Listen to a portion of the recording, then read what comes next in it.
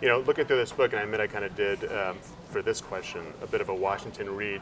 You talked about 2016.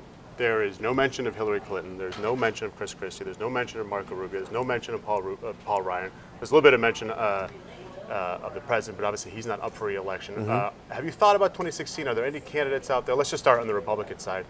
The names we hear a lot: Marco Rubio, Jeb Bush, Chris Christie. Are those individuals, and feel free to add some more to the mix, a strong lineup for the Republican Party, or are you still looking? No, I think that you do have a strong lineup. I think that for 2016 on the Republican side, we got to look to our governors. I really believe you need to have someone that has had that executive experience. But this is what I think we have to look for in 2016. We have to look for someone that is going to be strong on foreign policy and national security. You can get some very smart people in the room that can come up with the right economic policy and turn things around. But the most important title of a president is commander-in-chief.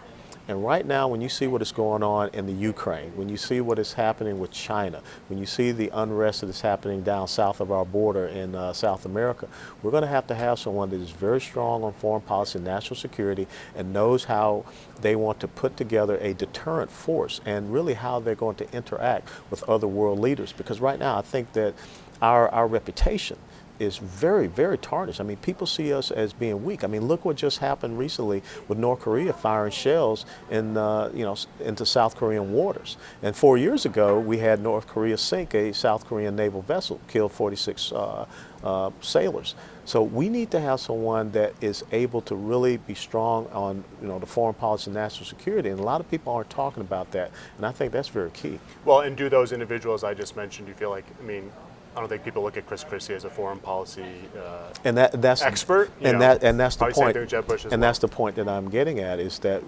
domestic policy, I got it. But you have to understand that now we're going to be in a world that's going to be far more volatile, far more chaotic and tumultuous. And we haven't even talked about the Middle East, which is really, exploding since we pivoted away.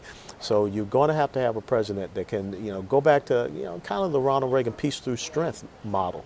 Because right now we're not there. I see our foreign policy being more like Sir Neville Chamberlain, and that's a very dangerous thing.